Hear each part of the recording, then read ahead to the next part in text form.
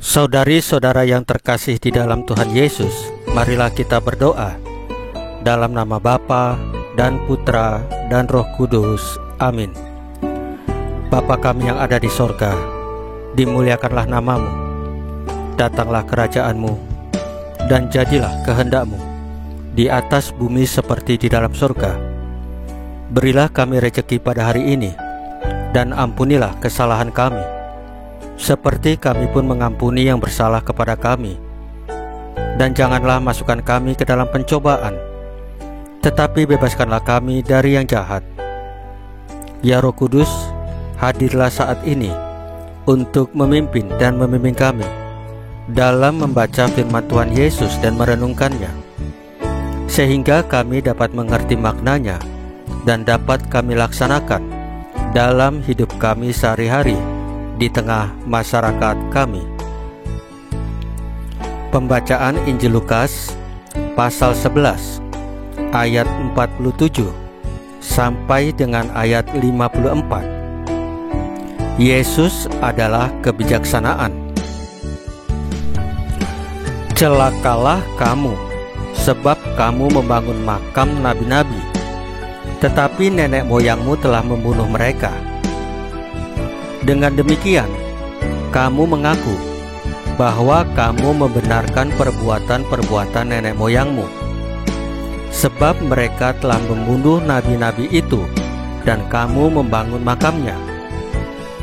Sebab itu, hikmat Allah berkata, Aku akan mengutus kepada mereka nabi-nabi dan rasul-rasul, dan separuh dari antara nabi-nabi dan rasul-rasul itu akan mereka bunuh dan mereka aniaya, supaya dari angkatan ini dituntut darah semua nabi yang telah tertumpah sejak dunia dijadikan, mulai dari darah Habel sampai kepada darah Zakaria yang telah dibunuh di antara mezbah dan rumah Allah. Bahkan aku berkata kepadamu, semuanya itu akan dituntut dari angkatan ini. Celakalah kamu, hai ahli-ahli Taurat, sebab kamu telah mengambil kunci pengetahuan. Kamu sendiri tidak masuk ke dalam, dan orang yang berusaha untuk masuk ke dalam, kamu halang-halangi. Dan setelah Yesus berangkat dari tempat itu, ahli-ahli Taurat dan orang-orang Farisi terus-menerus mengintai dan membanjirinya dengan rupa-rupa soal.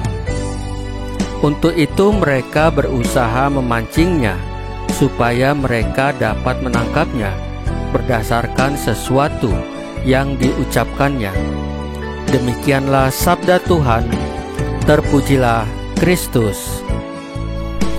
Saudari-saudara yang terkasih di dalam Tuhan Yesus, beberapa hari ke depan kita akan mendengarkan surat Rasul Paulus kepada jemaat di Efesus. Paulus pertama-tama akan memperlihatkan keistimewaan kita sebagai orang Katolik, kemudian tanggung jawab kita yang mengalir dari keuntungan tersebut. Salah satunya adalah bahwa Allah telah melimpahi kita segala kebijaksanaan yang akan menuntun kita kepada hidup yang baik.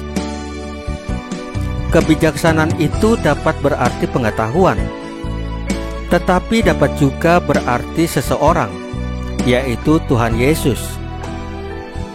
Dengan demikian, untuk menjadi bijaksana, kita perlu mendekatkan diri kepada Tuhan Yesus di dalam doa-doa kita, mendengarkan Yesus dalam kitab suci, dan berusaha hidup seturut teladan Yesus.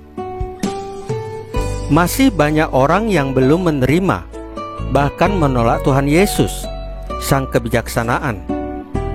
Mereka mempunyai hak untuk mendengar dan mengenal Yesus.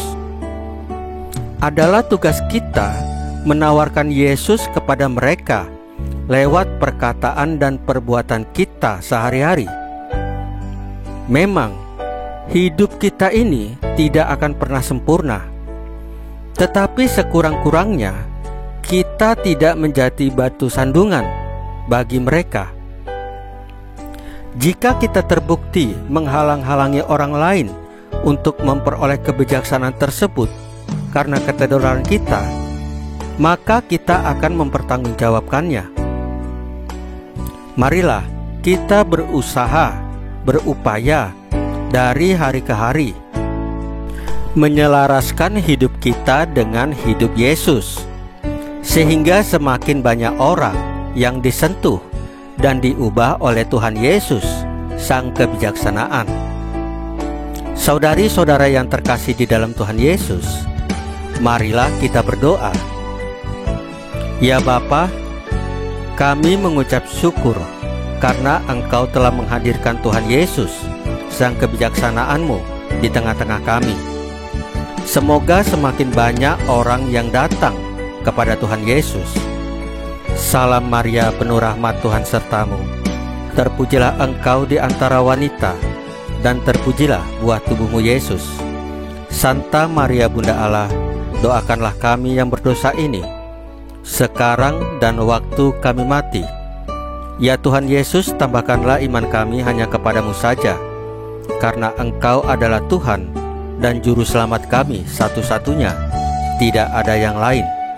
Dalam nama Bapa dan Putra dan Roh Kudus. Amin. Saudari-saudara yang terkasih di dalam Tuhan Yesus, bacaan firman dan renungan hari ini sudah selesai. Tuhan Yesus memberkati kita semua.